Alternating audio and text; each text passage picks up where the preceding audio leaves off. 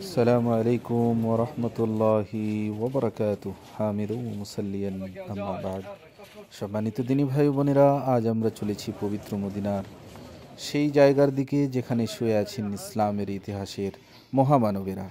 এই স্থানটির নাম হচ্ছে জান্নাতুল বাকি, আরবিতে যাকে বলা হয় বাকিউল গরকাদ। এ কবরস্থান শুধু মাটির নিচে কিছু কবর নয়, বরং এটি এমন এক ভূমির টুকরো যেখানে ইমাম মালিক রাহেমাহুল্লার মতে প্রায় 10,000 সাহাবা রাদিয়াল্লাহু আনহুম আজমাইন রয়েছেন। আর এখানেই আছেন রাসূলুল্লাহ সাল্লাল্লাহু আলাইহি ওয়াসাল্লামের আহলে বায়তের অধিকাংশ সদস্য। এখানে ঘুমিয়ে আছেন তার চাচা আব্বাস ইবনে আব্দুল মুত্তালিব, সাহাবী উসমান ইবনে মাদউন, আকিল ইবনে আবি তালিব। এখানেই আছেন রাসূলুল্লাহ সাল্লাল্লাহু আলাইহি ওয়াসাল্লামের স্ত্রীগণ, শুধু খাদিজা রাদিয়াল্লাহু আনহা ও মাইমুনা রাদিয়াল্লাহু আনহা ছাড়া। আরও আছেন আব্দুর রহমান, সাদ ইবনে আবি ওয়াক্কাস রাদিয়াল্লাহু আন প্রমুখ মহামানব সাহাবায়ে কেরাম।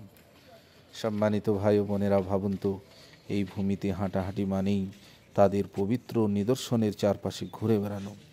সেই প্রিয় সাহাবীদের কবরের পাশে দাঁড়ানো, যাদেরকে রাসূলুল্লাহ সাল্লাল্লাহু আলাইহি ওয়াসাল্লাম নিজ হাতে দাফন করেছিলেন। তাই বাকিতে গিয়ে তাদের প্রতি সালাম জানানো, তাদের জন্য দোয়া করা, এটি শরীয়ত সম্মত কাজ। সম্মানিত দিনী ভাই বোনেরা, এই হাদিসগুলো আমাদেরকে শেখাচ্ছে বাকির মুমিনগণকে একসাথে সালাম জানানো ও তাদের জন্য দোয়া করাই হলো প্রকৃত সুন্নাত। কিন্তু এর বাইরে আলাদা আলাদা করে প্রতিটি কবরের কাছে গিয়ে সালাম দেয়া কিংবা কবরের পাশে দাঁড়িয়ে নিজের জন্য দোয়া করা, এসবের কোনো দৃষ্টান্ত নেই রাসূলুল্লাহ সাল্লাল্লাহু আলাইহি ওয়াসাল্লাম কিংবা তার সাহাবীদের জীবনে। আর একটি বিষয় মনে রাখবেন, কবরবাসীদের উসিলা বানিয়ে আল্লাহর কাছে চাওয়া, যেমন বলা, হে আল্লাহ, জান্নাতুল বাকিতে শায়িত এই বুজুর্গদের উসিলায় আমাকে মাফ করে দিন, এ ধরনের কথা বলা মারাত্মক ভুল। তাই আমরা যেন আবেগে ভেসে গিয়ে কোনো বাড়াবাড়ি না করি, বরং হাদিসে যা শিক্ষা দেওয়া হয়েছে সেটুকুই করি, তাতেই রয়েছে বরকত, কল্যাণ আর রহমত।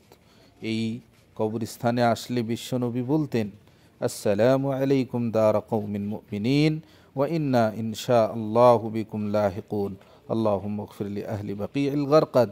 আপনাদের উপর শান্তি বর্ষিত হোক হে কি মুমিন সম্প্রদায়, ইনশাআল্লাহ আমরাও একদিন আপনাদের